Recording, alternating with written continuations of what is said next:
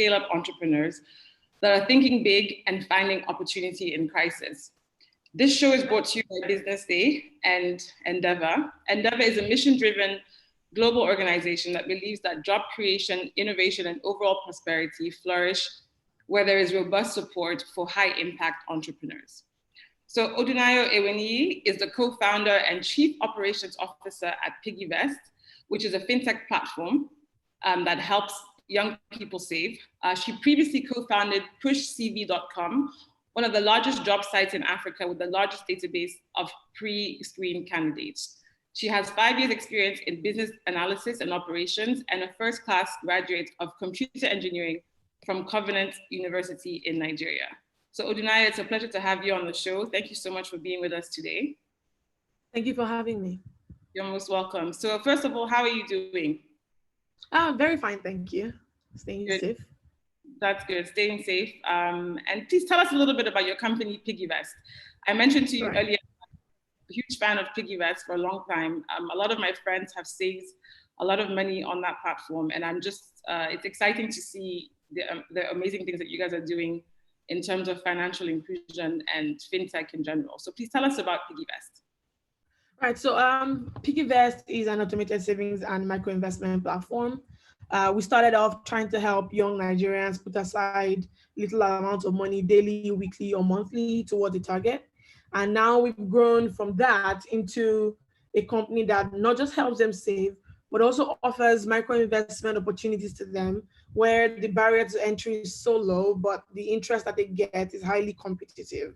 So we've expanded our offerings into savings, micro investment, dollar opportunities, and we're looking to expand into other forms of financial services.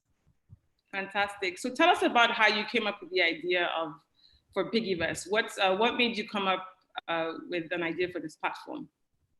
It's an interesting story. I think Piggyvest started from someone's tweet. On the 31st of December 2015, there was a lady who had saved 1,000 naira every day in an actual wooden box. And so she broke the box, she took a picture, she sent out a tweet, and it just went viral because she'd saved like 365,000 naira. And everyone was talking about it and how it was going to be the New Year resolution for everybody. And so my co-founder, Joshua, brought that tweet to our group chat, and he's like, he thinks that there's a way that we can do this, that there's a way that we can make a digital, more sustainable colo, and that's how the idea started. Fantastic. So far, I read that you have, on your platform, people have saved a total of $20 million, and you have you had over 250,000 customers. Is that correct? Those are old statistics. Okay, so we have new statistics. We have well over 1.2 million users now, and we've saved well over $150 million. Wow, that's really huge. So talk to us about some of the impact that you're having. I mean, we're talking about these numbers that Piggyvest has been able to achieve, but can you give us an example of a person who maybe wasn't so financially literate before Piggyvest, and then after Piggyvest was able to save a certain amount of money? So can you give us a story like that, so just to set the scene? Right. Well, there's many instances. In fact, all of these stories they're all documented in a place called piggyvest.com/stories, where you can go to find all the stories of people who Piggyvest has helped. We also have a running series on our Medium page, as well as on the homepage of the site, where we identify a saver of the month and look at like what the platform has done for them. But there's a particular story that I always tell to kind of illustrate like the overarching impact of what like Piggyvest has done in the past 4 years.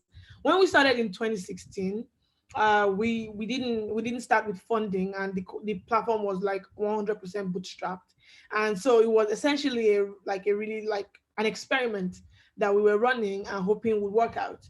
And so 2016 we launched in January. We had to go offline for a bit and came back online in April. And so by December, we were taking stock of how the platform had performed when someone drew our attention to a link on the internet where someone whom we didn't even know had been using the site had used the platform to save up 1 million naira and bought her first car. And for us, that was like, and it was in a year when the entire platform had only saved 21 million naira. So for us, it was a huge deal, considering how expensive cars are and how hard it is for the average Nigerian to put together 1 million naira in 2016. So that's kind of the journey that Piggyvest is putting all of its users on. We're not just here to help you save, we're here to change how you look at money, how you look at your relationship with money. So since Yewande, who's the lady who saved the 1 million naira, we've had so many more stories of people saving up for their masters, saving up for their rent that's due in December, but having finished saving up in June, being able to pay for chemotherapy from their savings. That's like being able to be responsible for your own life with the money that you put together is how Piggyvest views financial freedom. And that's what we've slowly but surely been trying to help people achieve.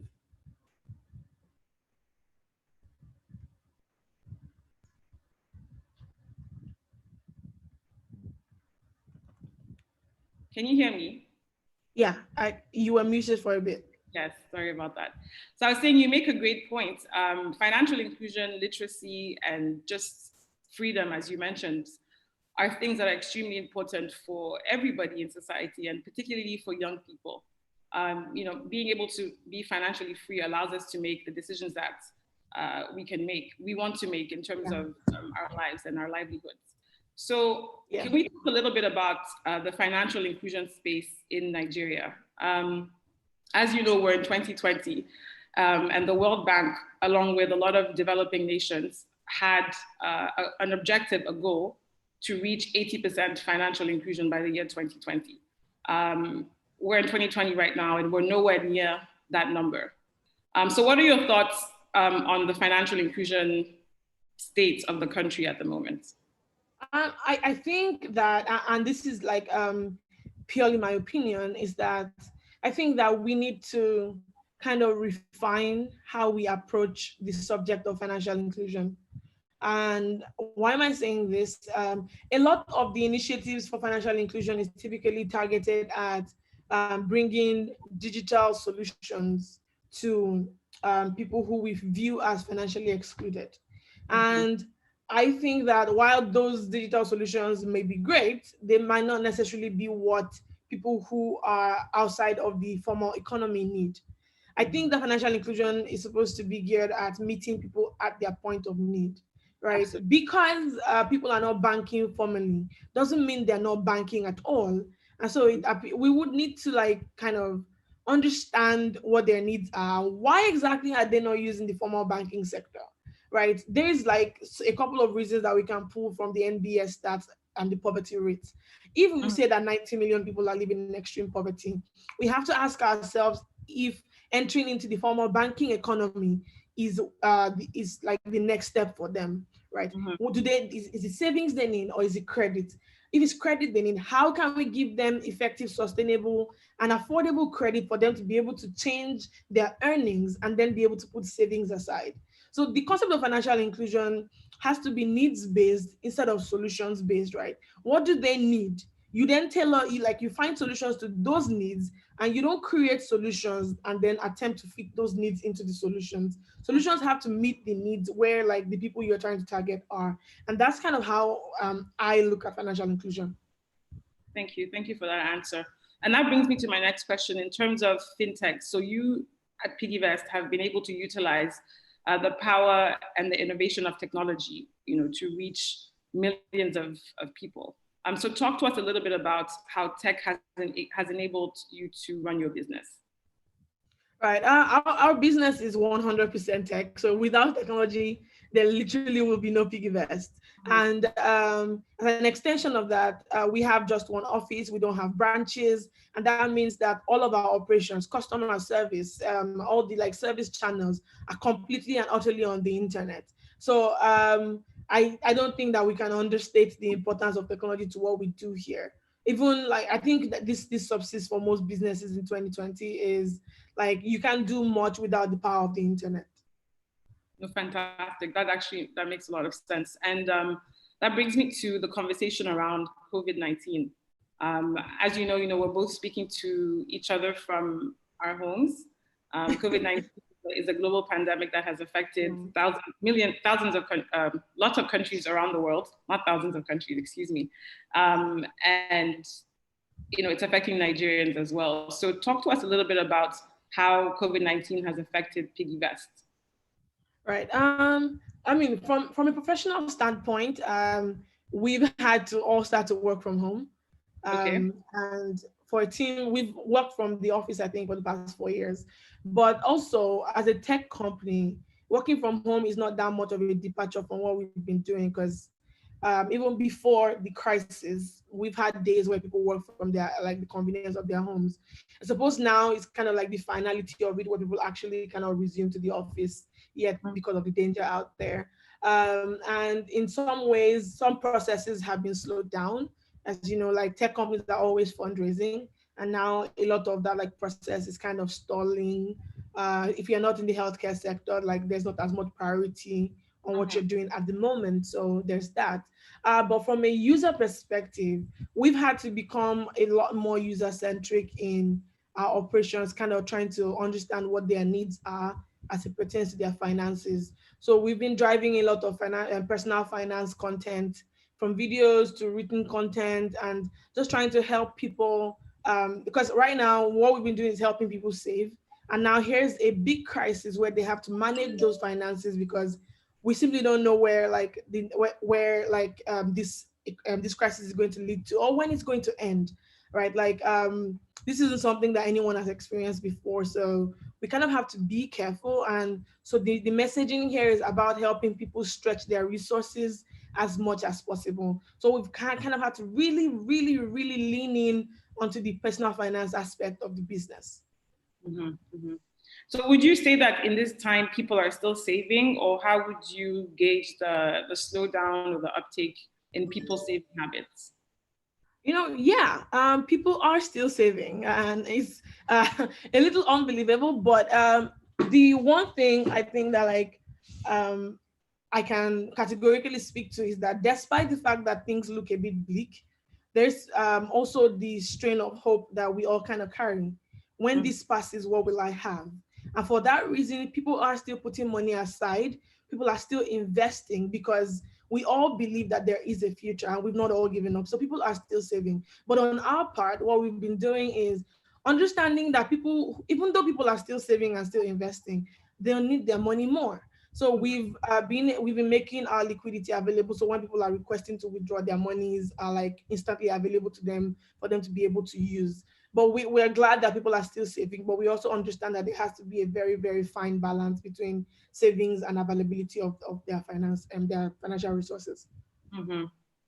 Yeah, no, it's definitely a difficult time for a lot of people, but it's good to hear that people are taking personal finance seriously and still saving in this time. Okay, so my next question to you would be about leadership. As the COO of the company, how has your leadership style had to change or adapt in this time? Well, yeah, you have to. I think that because leadership for me has always been a learning curve. I started, like, being an entrepreneur right out of university, so everything I've learned, I've had to learn on the go. And like everyone else, coronavirus is a pretty novel thing. But what I know right now is, in addition to the company holding the fort down and doing everything it can to make sure that the company survives the crisis and meets payroll and make sure that our staff are doing well, we've had to add a big element of welfare to the leadership processes. So, whereas you're seeing people every day and you can just say, how are you doing? Now it's really about having one-on-ones with them and really inquiring about their welfare, because being cooped up in the house, not coming out of the office, not socializing, we know that it takes a toll on people's mental health and their financial health, and just about, like, the 360, like, of being. And so we had to, like, inquire. We're doing, like, check-in calls every other week, where we're asking people questions, trying to laugh, come together as a team, tell jokes, laugh, and just kind of try to maintain a semblance of normalcy, even though everything is kind of topsy-turvy at this time. So it's really, I would say, as a person and my founding team, what we try to do is just the best that we could. Is really, what would I want, if I were working, what would I want my team lead to do for me? I think about that, and then I try to do it for my team. And we also make sure that, like, from a resource point of view, we're checking in on not just checking in on them, providing things that they need to get through the crisis. So we have care boxes that are sent to them, I could say once a month, making sure the salaries are paid on time so they can stock up and things like that. So I think it's really the little things, checking on them, ask how they're doing, their mental health, is anything worrying them, and most importantly, their health. So health insurance provision for your staff at this time is very important, is very key in case they get sick, and also just like to kind of make sure that everyone is on the up and up mentally. No, I mean, I think you make a great point. Mental health at this time is extremely paramount. So I'm glad to hear that you are, thinking of that and leading by example in that way. So thank you so much for that answer. So we're talking about leadership during crisis. COVID-19, like I mentioned earlier, has taken the world by storm. Can you give some tips for people that may not have such a smooth transition? So, what you've talked about is that you've been able to kind of, take the bull by the horns and, lead by example in this time. Some companies have had to face redundancies, pay cuts, layoffs, and things of that sort. So do you have advice for people in a similar position as you in this time? So yeah, it's a very I don't like to okay, so advice, right? First of all, is to acknowledge the fact that, like, no one really knows what's going on. And when people advise you in this time, it's really about, like, your personal situation, which I may not be privy to. But two generic things I think are important is transparency and honesty with the team. Right? It's a very difficult time, and not as an entrepreneur, you know that, but your team also knows that, right? And even if the company is going through, like, a really tough time, the best thing is to be upfront with them, right? I don't think that keeping employees and team members and colleagues in the dark about the situation of the company at this time is the best idea. So carry them along, let them know. If there will be pay cuts eventually, they should be the first to know, right? Like, have conversations with them. And the second thing is just to survive. Do everything you can to survive. All those extraneous things are good: mental health, salaries, pay cuts, all of that. They're going to happen in the grand scheme of things, right? But will the company still be standing after the crisis? It has to be, it should be, it must be. And so survival and transparency, those are the two things that myself and my co-founders discussed, came up with, and said these are the two pillars that we're going to rely on during this particular crisis, and these are things that we think will carry us through the problem. So be transparent with the team. Everything that's happening at every point in time, let them know. If anything is liable to change, let them know, and also do your best to survive. Clearly, sometimes your best is not good enough, but at least you'll be able to say you tried. And that's what's important. And if you can say you tried and your team members can say, yes, this person did try, then you did everything that you could. Yeah.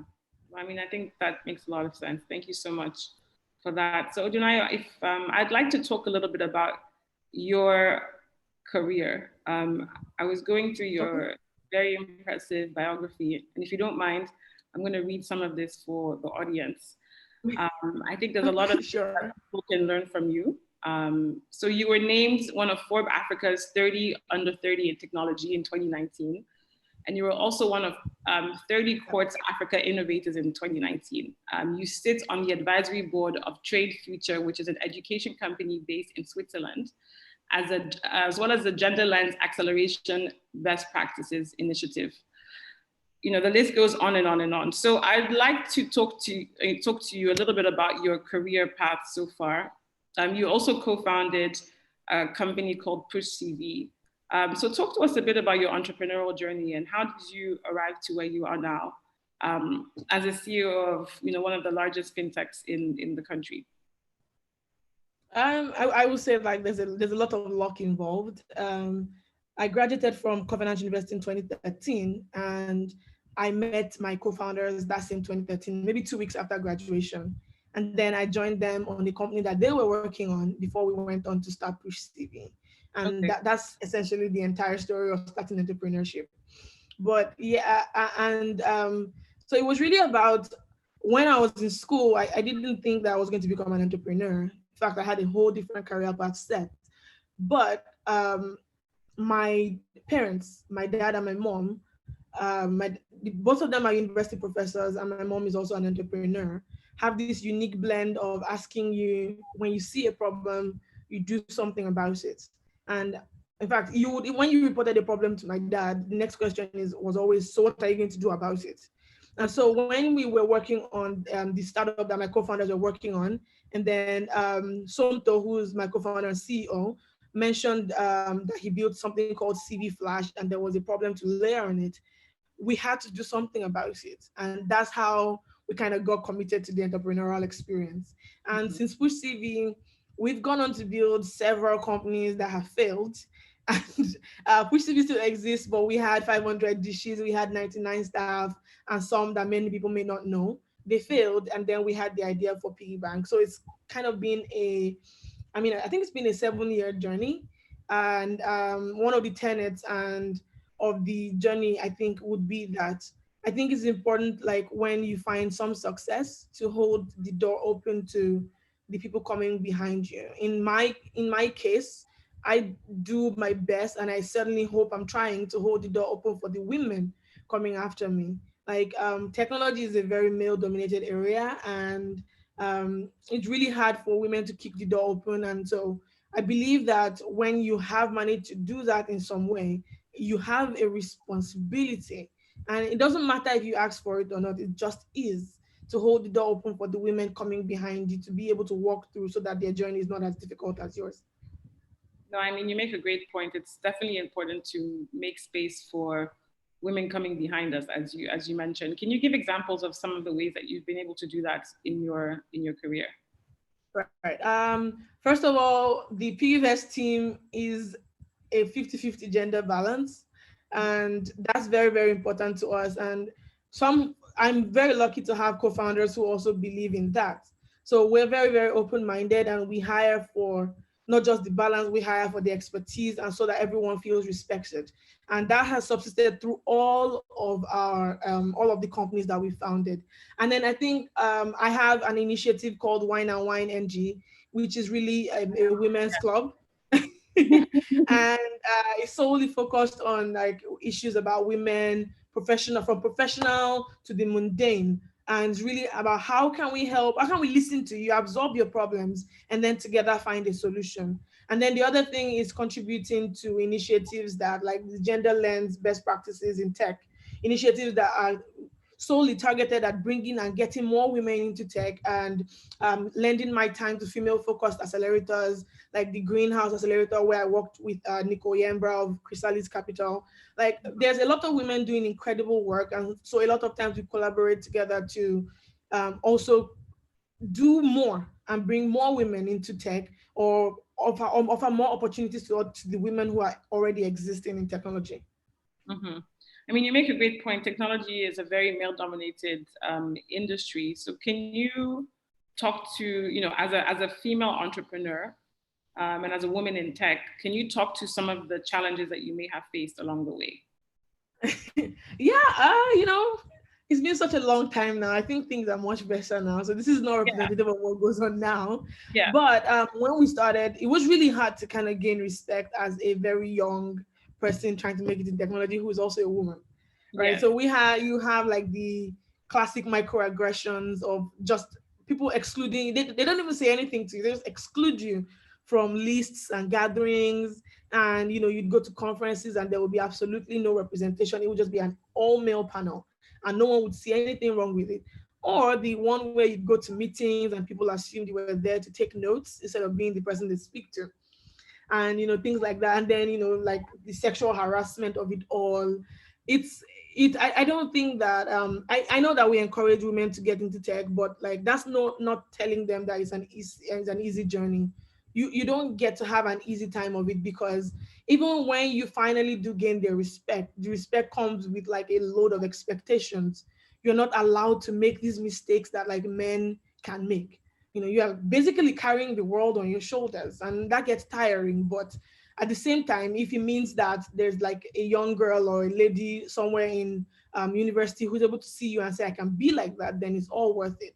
But there's so many instances that you don't even want to recall, because the experiences are like ranging from mildly traumatic to, oh, what the hell, right? And so, it's been quite the journey, and just happy to be here to talk about it all. Absolutely. And I mean, you're like you were saying, you're still standing here. You're an empowered young woman.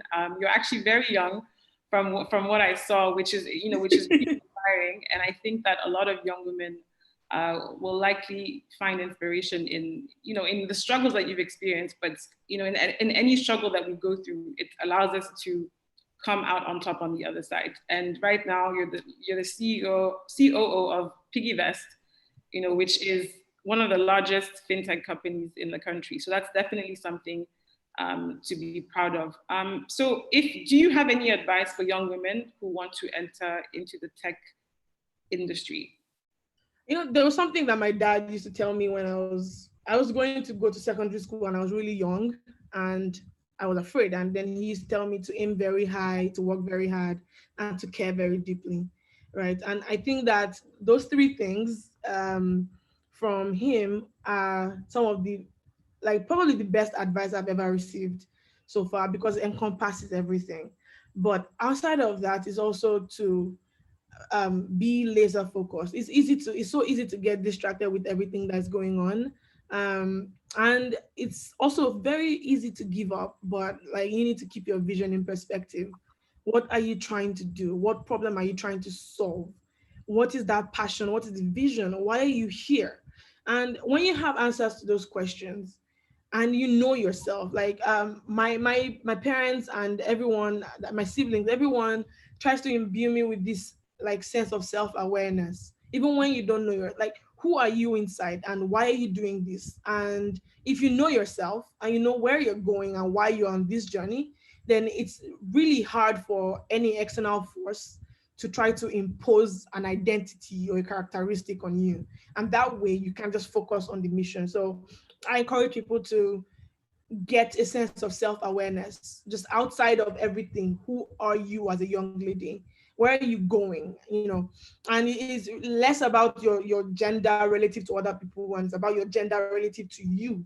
Do you know yourself and love yourself enough to allow yourself to take these risks? And when you do it, the rest of it doesn't matter. They will happen to you, obviously, but you find that you're able to cope with it better in the grand scheme of things. So aim very high, work very hard, care very deeply, and be very self-aware. External opinions rarely matter, like for the journey that you're about to take. Wow. That's some really, really great advice. I think a lot of people you make some really great points. And, you talked about, trying to figure out your why. People looking at this interview, will see you as a CEO of Piggy Bank, someone who has figured out her why. So at what point do you feel like you figured out your why in terms of entrepreneurship? I don't think that you have one why. I think that it's an ongoing process. Your reasons, the end point doesn't change, but your reasons for doing it can, right? Mm-hmm. And that's okay, right? In 2016, I was doing this because I didn't want to get a job, and I was like sick of like looking for a job and all of that. And then in 2017, it was like, I don't want to go for masters yet. I want to see where this is going. And then now it's about like, I can see the impact we're making and we can do more. And so like the aim is still to grow and scale the company to lengths that are beyond me. But why I'm doing it now has evolved so much that I don't even recognize who the 2016 person is. So it's like, I'm now doing it because there's people who we can help. There's people who we are yet to help. There are people who we can help more. And so like, there is a lot going on every time. But the one thing that remains constant is the fact that I want to help. What am I doing? There is a problem on ground that doesn't go away no matter the reason you're solving it. So what am I going to do about that problem? What am I going to continue to do about that problem? That's why we're here. Mm-hmm. No, I mean, that's definitely, those are some really good points. So it's about figuring out, so you feel like you're here to help. So in whatever capacity Yeah. that is, you will go ahead and no matter the justification, just do it. Okay, well, I mean, that makes a lot of sense. So in terms of, what would you say is the biggest lesson that you learned early on in your career that is enabling you to do what you're doing now? So what are some of the things that you learned early on that is enabling you to do what you're doing now? See, so when we were running Push CV, at some point we raised like a bridge funding round for Push CV. Then in 2015, I think we raised about $200,000, and it was a really huge deal to us. And we then we had a new office, and then we hired like so many people, and then we operated, and like we weren't like paying so much attention to the bottom line, and then we ran out of money. And so when we ran out of money, it was like probably the most difficult 6 months of our lives, because then there was the really incredibly hard task of having to tell people that they no longer have jobs because we could no longer afford to pay them, right? And having to completely restructure the company in a way that would make sense and make money. That's like a really important like turning point in entrepreneurship for me and for my team, I think. And so now it's really, there's there's a long process of justification that decision making now takes, that we've learned to be more deliberate, right? So then we were younger, 2015, and it's just like, it was just so heady and so amazing for people to put us in charge of all that money. But now there is a lot more responsibility and a lot more deliberateness. And I think that entrepreneurs always find that one point that makes them much slower to decide, much slower to hire, much slower to spend. And I think those are really important parts of being an entrepreneur, knowing when to like go all out and knowing when to fold. And so that was like a key moment that taught me like so many varying lessons, because not only did I have to learn how to fire people, it had to come with a lot of empathy, and it was a really, really tough time to turn everything around to be here today. And so you learn as you go. Like, no, I don't know that how many business classes can teach you all these things. Experience really is perhaps the greatest teacher. And that was one of the things that it taught me. Wow, I mean, that's very insightful. They do say that experience is the best teacher, so that makes a lot of sense. I didn't believe it before, but it definitely is. Right, and I can only imagine that, having to do some of these, having to make some of these executive decisions, especially in the beginning, can be, a little bit difficult. But I'm sure that, with practice, I'm sure you're a pro by now. I hope so. Okay, well, that's good. So speaking of businesses and startups and things of that sort, access to finance is a huge issue for a lot of startups. So like you mentioned, Piggyvest has been able to raise certain amounts of money for in terms of funds. So can you talk to us a little bit about how you positioned your business for external financing? Right. So I do agree that access to finance is still a problem. And when we started Piggyvest in 2016, we couldn't secure funds either. In fact, we couldn't secure funds for the first like 18 months of running the business. We had to bootstrap it and run by ourselves. And so at the end of the day, less about positioning for us, and as it was more about traction. People wanted to see the potential of the business in real time. Like, how is it performing? How is it going to perform? And how long have you existed? And I suppose that's unique to the space that we play in, because everyone was like, why would people save with you instead of the banks? And so those were valid concerns. And so what we learned was, we went to this accelerator program organized by Village Capital in January of 2017. And it took us through 3 to 4 months of investor readiness, which kind of taught us how to position the business for investment, right? So we learned what to highlight and how to look. Fundraising is about storytelling, right? What story does your business tell to an investor? And one of the things that the accelerator did for us was like show to us that a lot of us really, really suck at explaining our business and making it elicit emotions from the person who we're speaking to. And so even though access to finance is really like hard in Nigeria, startups are securing finance, and they're securing finance, they're securing funding. And I think Absolutely. that a way to make it better for businesses that are yet to is to take those learnings from each of those startups and be able to distill it for people who haven't yet raised. For instance, how are they telling their story? What is their unique selling point? You know, what of their attraction? One valid thing is in Nigeria, you're unlikely to raise money if your startup hasn't gone like a ways and shown that people are interested in using it. So how have you gone about getting that traction?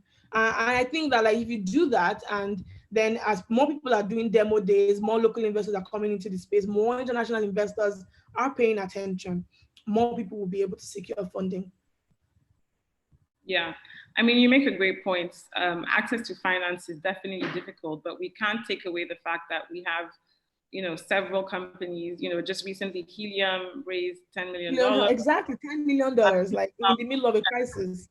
T4 Gene just raised 15 million in the middle of the crisis. So there definitely is investment coming into the country. Like you mentioned, it's probably just about being aware of how storytelling is key.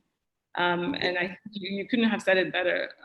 You have to be able to get an emotion out of the person who you're trying to get investment from. The person has to understand kind of what your story is and what your why is, and the kind of the people who you're affecting. Yes. I mean, that makes perfect sense. So we've come to the part of the show where we take questions from the audience. Okay. We have a few that were sent in via email and also on social media.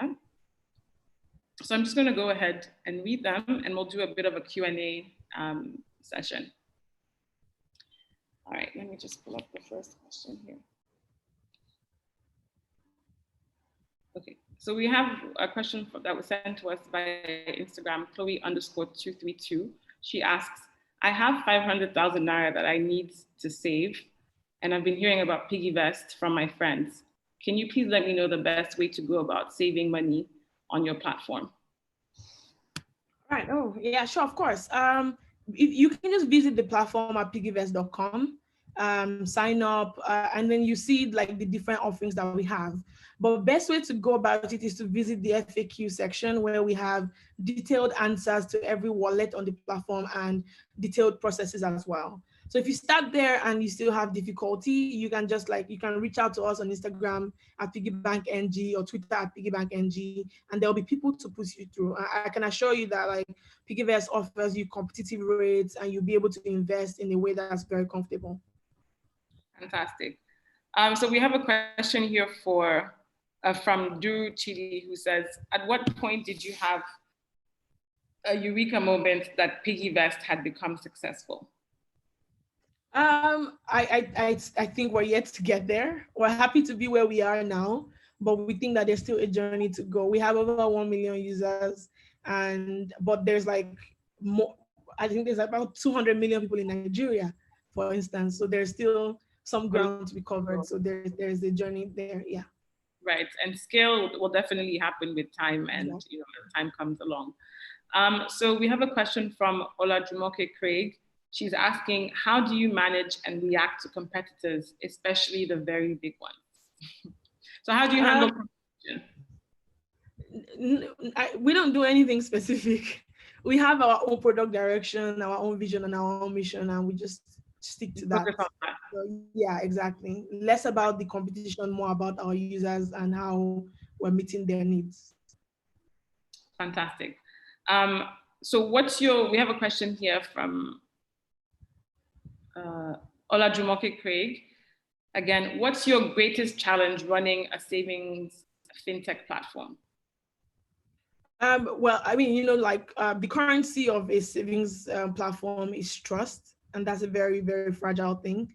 So my greatest challenge every day is maintaining that, right? So that means that we cannot afford to make a mistake or mishandle anything, and that's a great deal of pressure. So that's what we do day in, day out. Mm-hmm. So how would you say that you have instilled trust with the customers that you serve? is essentially we just try to cultivate transparency. So every fund, every naira you have is accounted for. We try to be clear about who we're investing with and where we're investing. So it is in risk-free instruments and all of that. And so we don't try to take risk with user funds. And when people ask us, the answers are given to them clearly. The face of our customer service is human. So when you're asking questions, we're speaking to you as a person, not just as any random user. Your solutions are customized and solved in real time. And we encourage our account managers and customer success officers to follow solutions and problems through to their logical end. So people are able to know that if you come to Piggyvest with a problem, we will solve it, no matter what it is. That's great. We have another question here. What would you consider to be the chief driving force behind your entrepreneurship? My mom. My mom, she's always done business for as long as I've been alive. So, and I didn't think I was going to, but now I'm exactly like her. So fantastic. And it's Mother's Day this weekend, so I'm sure that lovely. She's not watching, don't worry. No, I noticed that you mentioned your parents a lot in this conversation. So I would like to talk about that a little bit as well. They seem to have inspired you quite a bit. So can you talk a little bit about that? Yeah, we're a very, very close-knit family. And like both my parents, like because they're university professors, they were more open to speaking to us like actual human beings, and not like, they didn't talk to us like we were children. From a very young age, my dad would answer my questions with all of the seriousness that he would use to answer his fellow professor. And so that helps you to cultivate like this confidence and curiosity. And so all of those they go with you everywhere. And so, yeah, we're very confident, all myself and my siblings. I ask if I don't know, I tell you I don't know if I don't know. And if I know something, then you're going to listen to me because my dad would. And so that's kind of how we've always lived. And they also let us know that like it was okay to make mistakes. And so we don't hide from mistakes. They really created an atmosphere where we felt like we could express ourselves. So it was very easy growing up with them. Oh, well, it's great. It's great to know that. And I hope if your parents watch this, I hope that they know that they were great inspiration. Highly unlikely, highly unlikely. They don't do technology in that way. Maybe you can send them the link afterwards. Yeah, no, that's really great. It's really interesting to see kind of how your background has shaped how you see life and how you're operating with your business now. So we seem to be coming to the end of the show. I wonder if there's anything that you'd like to share with our audience before we go. Not much, except I know that like we're in a very difficult period, and the natural instinct is typically to panic. But I think that at this point we all know that like we're like in the middle of a very dangerous pandemic, obviously. But one of the biggest quality of humanity is that we're resilient. Right. And so we will definitely get through this, come out on the other side. And I think that it is worth it to begin to plan for the back of the crisis. Right. Hope is not a strategy, but it's also a strategy. And sometimes it's the only thing you can fall back on. And I think that we could all use some of it. Fantastic. So for our audience, if you want to know more about Piggyvest, can you let us know what the website is so I can put it on the comment section? So www.piggyvest.com. Okay. Yes. So there you go. I've put it in the comment section. So www.piggyvest.com for those of you who are interested in saving, becoming more financially literate and essentially attaining financial freedom. So Odunayo, it's been a pleasure talking to you on this episode of Scaling Through Crisis. It was a very enjoyable conversation for me, and I definitely learned a lot. Please keep doing, all the amazing work that you're doing. Keep inspiring women, around you and bringing women into the tech space. And please do keep in touch. We look forward to keeping up with what Piggyvest does in the future. And don't be a stranger. Thank you so much for having me. Thank you. You're most welcome, and have a great day. You too. Take care. Bye. Bye. All right, everybody. Thank you so much for tuning to another edition of Scaling Through Crisis, which is brought to you by BusinessDay and Endeavor Nigeria. We had an amazing episode with Odunayo Eweniyi, who's the COO of Piggyvest, which is a Fintech platform that encourages young people and people of all walks of life to save. It encourages financial inclusion, financial literacy, as well as financial freedom. So if you haven't checked out Piggyvest, please do so at www.piggyvest.com. Again, my name is Lehlé Balde. I work at BusinessDay, and this program has been brought to you by BusinessDay and Endeavor Nigeria. Please tune in to another show on Monday, the 12th of May, 2020. I look forward to seeing you all at 2 p.m. on YouTube, BusinessDay NG. Have a lovely day and also have a great weekend. Stay safe, and I look forward to seeing you guys very soon.